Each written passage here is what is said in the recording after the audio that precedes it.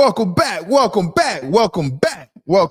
to another episode of Say What Needs to Be Said. I'm your host, Asante, Mr. Pick Six Samuel, two-time Super Bowl champion, Pro Bowler, All-Pro, record-breaking cornerback, and of course, the last cornerback to intercept 50 interceptions during a 16-game season era. Clap it up, baby, clap it up. Hey, man, I saw a nice interception from Marshawn Lattimore tonight, man. He made one of the most impressive interceptions you can make as a cornerback. That back shoulder fade is deadly. It is deadly. He picked off Patrick Mahomes, man. That is something to be excited about. Shout out to Marshawn Lattimore, man. Sunday night vibes, man. It's been a long weekend, and Monday is finally here. And we got to see Patrick Mahomes versus Marcus Mariota. Not Jaden Daniels, but Marcus Mariota. He tried. He did his best. Let me bring on my co-host for the night. 2-3 Drees in the building, man. Philly zone, man. How we doing? What's up? We doing good, man. How you doing? Shout out to John, always showing love, pulling up. You know what I mean? We appreciate you always showing up and showing out. She always the first one to pop up, man. Yeah, man. Make sure y'all hit that like button. Make sure y'all share. Make sure y'all tell a friend to tell a friend, man. Because we got to tell this algorithm up. They don't like say what needs to be said. People don't like the truth out here. They don't want everything to be said how it needs to be said. They want to control the narrative. But no, we ain't having that. Shout out to the Kansas City Chiefs doing their thing, and they are back, baby. The Kansas City Chiefs are back. How about that? For all us doubters out there. All us. Pat on my chest. All us doubters, you know what I mean? How we doing, man? How we doing? You brought up that back. Kansas City Chiefs beat the Washington Commanders 28-7. Patrick Mahomes was awesome tonight, but despite two turnovers. Patrick Mahomes was awesome tonight. 432 yards of total offense. 2 turnovers, of course. 26 first downs. I guess that's the thing in the NFL. You need to have over 20 first downs to be successful and win games. 3rd down, 4 for 10 for Kansas City Chiefs and Patrick Mahomes. Marcus Mariota and the Commanders went 7 for 12. They beat the Kansas City Chiefs in that category. Red zone, 4th and 4. Woo, when you can go 4 for 4 in the red zone, you are doing something right. Marcus Mariota, 260 yards of total offense. All right, not too bad. He tried his heart out. He played. He played, man. He did whatever he can do, man. 14 first downs. I just said you need over 20 first downs if you want to be successful. You didn't win in the turnover category, did they? Yeah, they did win in the turnover category, but it just wasn't good enough on offense. You have to be good enough on offense when you win in the turnover category. You just can't win in the turnover category and don't score no points. Don't do nothing with the game is to score points. You can't score points, you can't win. I don't know how they expected to win. And I know they missing Jaden Daniels, but hey, get your training staff, man. Get them in check, in order. And they need to be going 3 times a week, 3 times a day. Morning, noon, and night. You got to get that treatment, man. We need him back on the field. I love to watch Jaden Daniels back at the quarterback. But 28-7 was the final score. You know, Patrick Mahomes was awesome tonight. Yeah. You bring up the interception with Marshawn Lattimore and Patrick Mahomes do the back shoulder fade. They said that was his only 2nd time throwing one. That's like surprising. Patrick he's doing his career. Yeah. Yeah, man. That was only his 2nd time passing that. I don't know about during his entire career, was it his 2nd time throwing a back shoulder fade? That would be kind of hard to believe. Maybe what they are symbolizing the back shoulder fade is something different than what we used to seeing, because I seen him throw a lot of deep passes to the back shoulder, particularly fade routes and go routes, you know. But Patrick Mahomes, man, 299 yards passing, connecting on 25 targets with 3 touchdowns and 2 interceptions. He got the job done. Marcus Mariota, he was 21 for 30, 213 yards, 1 touchdown, and 2 interceptions.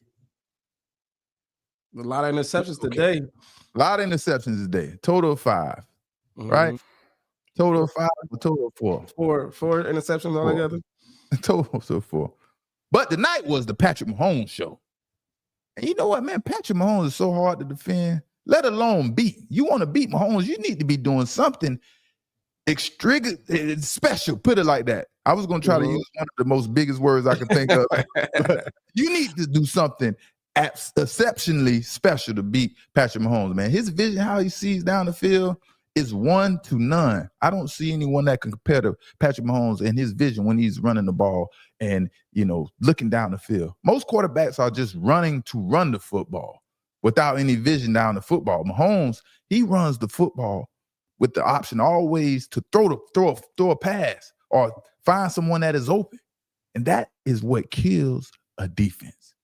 That right there alone just kills your defense. It's not the play. The play is, he's not executing the play that's set up to be executed. When you defended the play, you thought you did your job. That's not good enough. Not at all. That's not good enough. A defense needs special athletes up front, and not even just special athletes, a great defensive plan as well to stop Mahomes. Not even a great defensive plan. You need an exceptional game plan to beat Patrick Mahomes. You can't just go out there with a great game. You need an exceptional one. As soon as Patrick Mahomes going towards the line of scrimmage, you got to stay with your man. And as soon as you stay with your man, he'll take off for 30 yards. So it's like you step away from your man for 1 second, he'll flick it without even setting his feet, and then he'll go 20 yards for a completion. It's like, what do you do? Damn if you do, damn if you don't. Do I go try to tackle Patrick Mahomes and stop him from running for 20 yards? Or as soon as I leave my man, he's going to throw it right to him, and then he might get 40 yards. What am I supposed to do, coach? God damn it, put something together and stop this man. We are here, we fighting the hardest. We doing everything we can, And you can't stop Mahomes pretty much unless he's beating himself. And the big question of the night, and of course we say what needs to be said, and I already confessed to everyone, I'm right only 99.9% of the time. All right?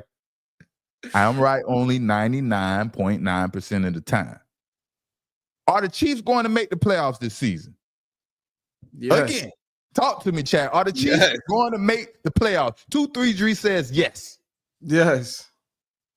You got the y'all know, if y'all been rocking with me, y'all know this season I predicted the Chiefs won't make the playoffs. And I might be wrong. I might have got this one wrong. We just have to wait and see. But Patrick Mahomes, man, he definitely looked like he is headed straight to the playoffs. He has to go against the Chargers and defend the Chargers and the Broncos. Maybe 3 teams in the what is that? The NFC West, AFC West, the AFC West, whatever it is. Maybe they have 3 teams in the playoffs this season. We'll see. We'll see. The AFC West. I don't know. They did last year. I think they're gonna do it again. They did last season. Maybe they could do it again, but I'm not sure, man. Right now, Patrick Mahomes, what are 4-4? They 5-3, 5-3, Chargers 5-3, and Broncos 6-2. All right. It's a lot of 5-2 and 6-2 and 5-4, 5-3 teams going around right now. So it's got to all play out. See how things fall into place. But for the Chiefs, it's going in the right direction, man. The offense starting to click more. They got all their weapons back. Getting all their weapons back. The defense shutting down. They gave up 7 points in the last 2 games. Yeah. The defense shutting down people, man. Defense playing pretty good. Yeah, man. They clicking on all cylinders. Offense, defense, and I guess special team as well. That's hey, you need to be clicking on all cylinders at the right time of the season. And again, Patrick Mahomes, I don't know when the right time of the season is Patrick Mahomes. Patrick Mahomes could turn it on, turn it off any time of the day, the season, the night, the weather, whatever he needs to do to get it done, he will get it done. Patrick Mahomes is like that. And like you say, Rashee Rice coming back, he's just getting his feet wet. Man, he 2 games up under his belt. And man, let me tell you, when you feel that love taken away from you, that thing that you love with all your heart, something you've been attached to your whole life, and you see it in an instance, it can be ripped and taken away from you because it's a privilege to play in the NFL. Rashee Rice, let me tell you, he is appreciative for his chance again, and he's going to seize every moment, every opportunity he gets to go out here and be successful and do right by any wrongs he has done, right? Because he's seen, man, he was right there to losing his career, everything. He worked for his whole entire life. And let me tell you, man, like you said, man, glad no one lost their life. He's okay. I don't think no one lost their life, if I remember correctly. There's a couple accidents going on, but yeah, man, shout out to Rashee Rice, man. He served his time, I guess. And yeah, he's back. He's back to be another weapon for Patrick Mahomes, and that's not good for no one else in the NFL. The NFL defense in the NFL. For sure. But, man, for Marcus Mariota, man, he tried his hard. He tried his hardest, man. He played his heart out. The Commanders receivers were put to the test against the Chiefs tonight. Y'all know that? They was put to the Chiefs tonight. And it had nothing to do with number 22 McDuffie or the defensive scheme bringing that pressure. That challenge had nothing to do with the Chiefs secondary. The challenge was the Commanders receivers had to make unbelievable catches to help Marcus Mariota out. Marcus Mariota played his heart out trying to help his team, but that's just not good enough when you're facing Patrick Mahomes. Terry McLaurin made a couple tough catches. You know, one of those catches got Marcus Mariota his first touchdown. And that's what you have to do when your backup quarterback is the starter now. Someone needs to step up and make this quarterback feel like he can get it done. Give him the confidence he needs. And Terry McLaurin, he was wide open. He was wide open on that first touchdown and was barely able to get 2 feet in bounds, right? Those are the type of plays receivers have to make when your backup quarterback is in the game. Deebo Samuel, woo! He only got a few targets, but those few targets, man, he didn't do too much with it. And Marcus Mariota, he should have targeted McLaurin more in this game. I think he got 4 targets. One of the interceptions was on him. Hit a ball hit him right in his hand, bounced off his helmet for interception. Exactly. That's all on him. What are we doing, Deebo, man? We're thinking about what we're going after the game and what we're wearing and how we're going to dress. You got to focus, catch the ball, baby. The game is here. You got 4 hours to focus, man. 4 hours to focus and hold yourself accountable and make sure you're going to do your job just like everyone else is supposed to do their job. This game kind of reminded me of the game last night with the Steelers and the Packers, which it was a close game in the first half. And as soon as you went into halftime and everybody made the adjustments, a whole different second half. You see right. It reminded me of that. This game was pretty close. I think it was 7-7 at halftime. 7-7 at halftime. It was like, making stops on both sides. And then he came out the second half. Can't stop him at all. Well, the Commanders, they intercepted Patrick Mahomes a couple times in the first half. That probably was different. That was the main thing. But at the same time, Mariota, he threw an interception too. So I guess it was bad. They was just both making stops, like you said, man. It was playing good ball. But hey, you have to do something different than if you're Marcus Mariota and you playing against Patrick Mahomes. You can't go out here think you can match him 1-for-1. He throw an interception. I need to throw 2 touchdowns. That's how he needs to look at it, But yeah, man, Deebo, he didn't help his backup quarterback at all. Even in the screen game, he couldn't get that going. Yeah, Deebo Samuel out there doing more harm than he is doing good for his team. Put it like that. That's what I see. And I actually like that. I don't know how you feel about it. We could see, but that new kickoff rule, I like it. It makes the kickoff a whole new play now. Because before kickoffs would be just a touchback. You get the ball at the 20. Now you see a lot of people making mistakes. You see, you drop the ball went out the 1. Then your team got bad field position, or you could get your team good field position past the 40, depending on how putting that ball in the play is a whole different dynamic to the game, and it could work for you or it can hurt you. So I like to actually get some action on a kickoff now.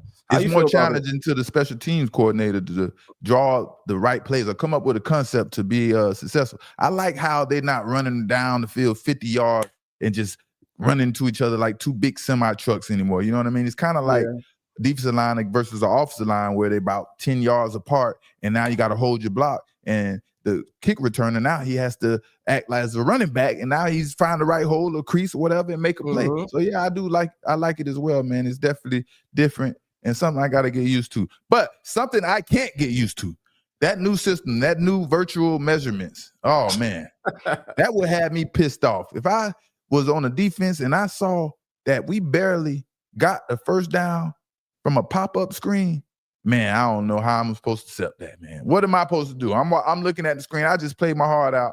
I stopped the wide receiver on 3rd down and 3. You know, he barely got there. It's a questionable call. And then you tell him you tell me I have to wait for some technology to pop up and say he got the first down. Man, don't show me no pop-up screen. Don't show me no pop-up screen, man. I want to see the physical. I want to see the refs run on the field with the first down sticks and physically see if we got the first down or not. That new virtual measurement system, oh man, that had me blowed, man. And I could see Marshawn Lattimore right after he got his interception. I mean, he made a hell of a play picking off Patrick Mahomes on that back shoulder fade. Like I said, that's one of the hardest plays to make, man. And I hated playing against quarterbacks that love to throw back shoulder fades. Eli Manning was one of them. Eli Manning, he loved to throw back shoulder fades. That was one of his favorite plays to go-to plays when he saw man-to-man coverage out there. That was one of the reasons I chose to play off coverage most of the time, because those back shoulder fades are hard to defend. And Marshawn Lattimore, once he saw that they didn't get the first down with that virtual measurement stuff, he was thinking just like me. He was like, man, what is this? What is going on? Like, he probably forgot that these are the new rules. He was waiting on the refs to run out there with the sticks, like I said, and see the measurements to realize if they made it or not. And what do you know? New technology. I don't know how accurate that really is, man. You just put up a picture with a line. Thanks for straightening that out for me, because that was the words I wanted to use. How are we supposed to tell it how accurate this is or anything? It's a way to cheat the system or control the narrative. How do we hold this system accountable? So I don't know, man. We ain't gonna spend too much time talking about the new virtual measurements and things like that. But yeah, good game tonight. Patrick Mahomes is back. Are they going to the playoff chats? Yes, indeed. Patrick Mahomes. Another question is Washington about in the chats. Washington in danger of missing the playoffs? Say it one more time. I say, is Washington in danger of missing the playoffs? Right now, they 3-5 without Jay and Daniels playing. They've been banged up all year. They ain't going to the playoffs, man. Cut that out, man. They ain't looking good this year, man. It ain't going down, man. I don't know, man. Jay and Daniels can't save them. I really got my money on the Giants. The Giants? Got the Giants and the Eagles hitting the playoffs. If they want to make it as a wild card, I don't know. Jaden Daniels is gonna have half of a season to do some magical work to put his magic in, you know. So I don't know. Things get funny, man, in the second half of the season. You know, football. Well, that's what makes football so special. It's so unpredictable. Then you got players, you know, different situations, players getting hurt, just different things just pop up, and you got to deal with it and conquer it. That's why it's the NFL, baby. NFL. So how we doing, chat? How we doing? Now, y'all know, man, we have to talk about Shedeur Sanders, man. Things continue to pop up. When asked about Shedeur Sanders, man, Mary Kay Cabot, she is the beat writer, and she has those questions for Kevin Stefanski. They have a dialogue, and he doesn't mind talking to Mary Kay Cabot about Shedeur Sanders, and she is going to ask him those tough questions, and no one else gets to ask him those questions. You know what I mean? And Cleveland Browns, they have a bye week this week, a much needed bye week, much needed bye week. Kevin Stefanski, man, he has a lot on his mind. What will his next move be at quarterback? And the pressure is on for Kevin Stefanski to do something. Do something with the quarterback position, and not just Dylan Gabriel. Yeah, Dylan Gabriel. It's Dylan Gabriel. Yeah. The pressure's on for him to do something with Dylan Gabriel. For some reason, he is hesitant to move on from Dylan Gabriel. Coming off their bye week, the Browns will face the Jets. And we all know the Jets ain't doing that good this year. The Jets got the first win. And the Jets are the Jets. And I'm sure Kevin Stefanski has to feel good about that game.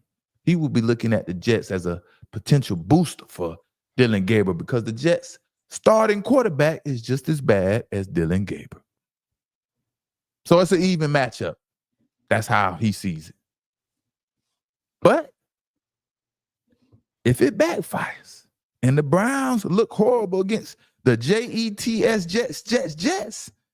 Stefanski will be in the worst possible scenario he could possibly be in with Dylan Gabriel. Let's check him out. And then the other question that I had was about Shedeur not playing yesterday. And I'm pretty sure he mentioned in the locker room that it wasn't his decision. And so, if he had said to you guys, hey, I want to play, I can play, would that have factored into this at all? Or what was the thinking behind that and how'd that go? Yeah, he obviously came in Saturday with his back injury. Saturday. We were hopeful that he'd be able to move around well enough to suit up on Sunday, but put him through a pregame warm-up, and obviously just didn't feel like he was ready to play, Mary Kay. But he's getting better every day, and I'm hopeful that he'll continue to improve. And if I can ask a super quick follow-up on that, why wouldn't you, just to see if it does anything to the offense, give him an opportunity to go in there and play? Yeah, obviously my focus is where we are right now, Mary Kay. That's not my focus. Okay. Whoa. That's not my focus. Shedeur is not the focus, huh? That's the best response he could come up with when responding about questions for Shedeur Sanders. I still don't believe Shedeur went in there on Saturday and said, my back hurt, I don't know about going tomorrow. I don't believe that. He said on Saturday he came in with a back issue. From what? He didn't get touched the whole weekend. This is just unbelievable. And I'm starting to think Kevin Stefanski doesn't like Shedeur Sanders. That's what it's looking like to me. That's the only thing I could come up with. The only equation I could come up with is 1 + 1 equals Kevin Stefanski doesn't like Shedeur Sanders. He refuses to put Shedeur Sanders in a good situation or even give the man a chance to prove he should be important to the offense. Not even quarterback one, important to the offense. Stefanski has spoken up on Shedeur back issue and why he held Shedeur back in the game against the Patriots. Stefanski is so frustrated because Dylan Gabriel is forcing him to answer these critical questions. That has to do with Shedeur Sanders not playing since the offense is so weak and not getting no explosive plays, doing anything pretty much. The only thing the offense is doing is making Dylan Gabriel have to throw the ball 45 times a game and look horrible and get nothing. For 120 yards, 45 passes for 120 yards. And I got an argument for everyone. And let's argue. I'm ready to argue. Dylan Gabriel is by far the worst quarterback in the NFL. Let's argue. Or is it Justin Fields? If it's one of them, it got to be one of them. Or the both of them are the far worse quarterback. If it ain't the both of them, then it's one of them in the National Football League. Who's the worst quarterback in the NFL right now? Is it Dylan Gabriel or Justin Fields? We got somebody saying Cam Ward. No, we ain't going with Cam Ward. Cam Ward is just a rookie. He is under duress. That offense line is just horrible over there. Yes, he makes some terrible decisions. But let me explain something to you. When you get beat up and knocked down so many times, your confidence is going all over the place. You know what I mean? Yeah. But back to the worst quarterback in NFL, we're going to leave Cam Ward out of this. Whoever said that, I rebuke you in the name of the NFL. Yeah, no but Cam Ward and the that thing works is, out like there. the Browns could definitely win this game on Sunday without Dylan Gabriel doing anything. So just like Exactly. extending his time, he can go out there and throw 100 yards because they got Garrett out there on defense. Defense will actually stop people. And plus they get us going against Justin Fields, and then they can run the ball when they do run the ball. So it's like he can go out there and not do nothing and win a game. He doesn't have to do much to go out there and beat the Jets. That's why I say Kevin Stefanski has to feel excited about this game. He feels like this is a good potential booster for Dylan Gabriel because, like you said, the challenges are not that challenging that coaches are used to facing in the NFL. But the worst quarterback, I don't know. At least Justin Fields is effective with his legs. With Dylan Gabriel, man, he's just bad with his arm and legs. So I guess Dylan Gabriel, process of elimination, is the worst quarterback in the NFL. There's no other way around. Cam Ward, if Cam Ward was on the Cleveland Browns team right now, he would not look as bad as he look in Tennessee, or he would definitely not look as bad as Dylan Gabriel. But we compared these athletes on the team that they are right now, so we can't play hypothetical and all those things. You know what I mean? Mm-hmm. And Kevin Stefanski, man, he keeps forcing Dylan Gabriel to start for the Cleveland Browns, and it's pissing people off in Cleveland, man. It's pissing the people off in Cleveland. I haven't seen one social media post supporting Dylan Gabriel as a starter. Not one post suggesting anything, something, anything that Dylan Gabriel is doing good or some good will come from Dylan Gabriel being on the field. Now, back in the preseason, the Dylan Gabriel supporters was all out. They was out hooting and hollering. They was loud and proud, especially after that preseason game. Even ex-players on ESPN let a preseason game make them think Dylan Gabriel should be ahead of Shedeur Sanders on the depth chart. How were they fooled like that? And I'm sitting there looking like, what is everybody watching? Okay, this was one preseason game that he finally did good in at the two halves. What about the game before this when he looked absolutely horrible? You just erase that game out of your memory? No. You know what I mean? Mm-hmm. Shedeur doesn't even know why he was inactive for the game, or probably why he was getting evaluated on Saturday when he came in with his quote unquote back hurting. You know what I mean? He probably doesn't even have a clue what was going on.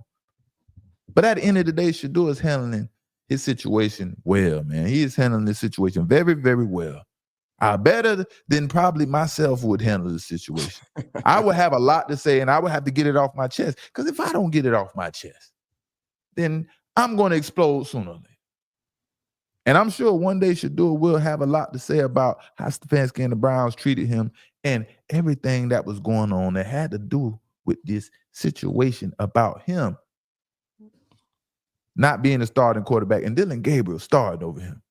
This is bananas. You understand? So we're going to see, man. It's just, Kevin Stefanski, man, that was a bad response when asking about Shedeur Sanders. That was a horrible response. And not only do they have the Jets when they come off the bye week, I think they have the Oakland Raiders. It may be the Tennessee Titans.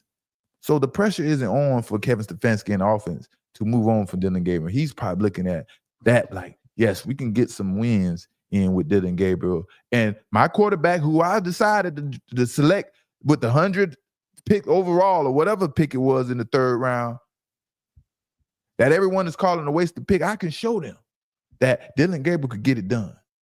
Ain't nobody going for that mess. Ain't nobody going for that mess. We want Shedeur. We want Shedeur. We want Shedeur. Hey, that's what they got to start in Cleveland. We want Shedeur. Hey, if y'all hype it up, I'm telling you, man, things will happen, man. So y'all, I know the receivers, they want the ball. They want to make big plays. They want the ball downfield. So I know somebody got to go say something like, can we just try this out? We can see what it's like. I know Myles Garrett out there getting 5 sacks and ain't getting nothing, no big plays after that. Man, after you get your sack on third down, you got to come out, get your shot downfield. And they ain't getting no shots downfield. And then I heard Kevin Stefanski talking about we need to get Jerry Jeudy to football. He's one of the elite receivers on the team and X, Y, and Z and all these things like that. How, man? Who do you expect to get Jerry Jeudy the ball? In what type of fashion, besides a 5-yard hitch route or a 10-yard out? You know, these players want to, you know, they want to route these cornerbacks up and get the ball down the field. No one is confident out there with Dillon Gabriel as a quarterback. You know what I mean? Like, he continues to try to force this man on everyone. And of course, they're not going to complain. Everyone's not a complainer. You know, they just want to do their job and they want to be successful. That no one wants to throw anyone under the bus. But yeah, you're going to force somebody to get out of character and confront him, man. That's what he's going to do. He's going to force someone to get out of character and confront him. So we'll see how it go, man. We'll see how it go. But Shedeur Sanders, man, and yeah, man, we're gonna keep supporting Shedeur, and eventually he's gonna get in the game. But moving right along, we have to talk about the good brother himself, Cam Newton. And if y'all don't know, if y'all haven't seen or been hiding up under a rock somewhere, Cam Newton has gotten to an altercation again. We seen Cam Newton fighting 3 people at one time. We seen Cam Newton getting angry in the airport. The good brother seems to always find himself in some type of confrontation. These people, man. I don't know, man. I think we have enough evidence, or it's safe to say our boy Cam Newton has a little temper problem on his hands. One thing Cam will let you know is he doesn't back down from a fight. Or does he fight fair? You know what I mean? But in this situation, I didn't really see where swinging on the mascot was warranted. But maybe I was missing something. No, they disrespectful trying to do that, man. Like, what you doing? Let's check it out.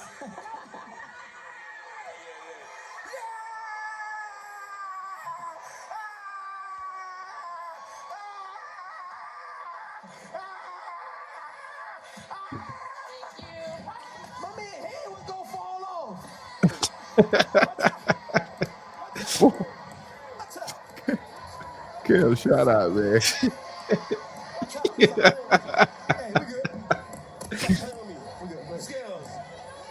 Kim, shout out, man. Kim, shout out, man. I know the Alabama State mascot was in disbelief when Cam cocked back and swung on him. Is that Alabama? That's Alabama State, right? I think so. I know that's Alabama State. I think it was playing against Grambling. But I know he was in disbelief when he saw 6'5", 265 Cam Newton caught back. He was like, what is this, a WWE match? Like, what am I in right now? I know he was in disbelief. And good thing he had that mascot helmet on, because if he didn't, oh boy, he might still be in ICU right now. But, you know, I don't know, man. Cam, he must have just been having a bad day or something. Something had to be bothering Cam for Cam to forget that he was on ESPN and take off on the mascot at a game that he is covering, supporting, supposed to be uplifting, bringing attention to. And yeah, he did that. He brought a lot of attention to that game. Thanks, Cam Newton. I know the Black College, Grambling and Alabama State was happy about that situation as far as, the attention it gets. But, that was a bad look as far as Cam Newton taking off on the mascot on ESPN. Man. You at work at any job, man. You working at McDonald's. You can't just smack the customer for coming in there. Control yourself. But tell me where anything was warranted where Cam Newton was supposed to swing on the mascot. The mascot was running the race and trying to win against the other mascot. What happened? Cam caught back and threw a bazooka power punch at the mascot. Like, what happened that made you that furious, Cam? Like I say, I must be missing something. Everybody, y'all fill in the blanks and help me out. And it looks like Cam on slightly hesitated when he swung, like he thought about it for a split second, but he was already too committed to the punch and he had to let it fly. And we all know Cam. Cam is someone I would consider playful. He likes to have fun. You know, he's loud. He's jumping around and having a good time. And that's what he feels he's doing in his mind. You know, he's a guy that's full of character. You know, full of character. But, woo! He got a little temper at the same time. You know what I mean? Mm-hmm. Man, that mascot, I don't know if it surprised him or what, just smacking his head off his head. And he just probably, I don't know, just exploded and reacted. I don't know what was he thinking, but I don't know. I see somebody in the comments saying that's what mascots do. They play around. So like, take it jokingly. Yeah, it's like the mascot and Cam, both of them were in full character mode during the race. Then all of a sudden, just pissed Cam off, and like I said, I can't see why. Cam has been in too many fights, man, recently. You know, he's just been in too many, which sounds like Cam is doing something to provoke people. I don't know what it is, if he's provoking people or he's feeling like he's provoked. For what I can't see is evidence as being provoked. You know what I mean? And I please tell me if I'm wrong again. I don't see anyone walking around ready to challenge Cam Newton to a fight as big as he is. 6'5", 265 pounds. In the boxing world, Cam Ward is bigger than 90% of heavyweight boxers, champions. That's a big guy right there. That's a big guy. He can't just be walking around thinking it's cool to say, hey, man, I don't like what you did to me and let me swing on you, man. But, you know, shout out to Cam, the good brother there, man. ESPN got his back. They controlling the narrative. I seen on the news today that the mascot was antagonizing Cam Newton, and that's the narrative that's being pushed right now. So that's going to help Cam Newton out a little bit, man. But if that was me on ESPN doing something like that, woo, boy, y'all would hear a whole different story, man. Y'all would hear a whole different narrative being controlled, man. But yeah, man, that was Cam Newton and the good brother, man. ESPN, he done made his way to ESPN. So that was for sure. It was a quick show tonight. Monday Night Vibes, man. Had a few pieces to jump on here and talk about. Game tonight, man. Patrick Mahomes is back. His weapons. He's getting comfortable with all his weapons again. And yeah, man, it's going to be hard to beat Patrick Mahomes. We'll see. I don't know those teams that beat him the first time that have to face him again. It's going to be tough. It's going to be tough.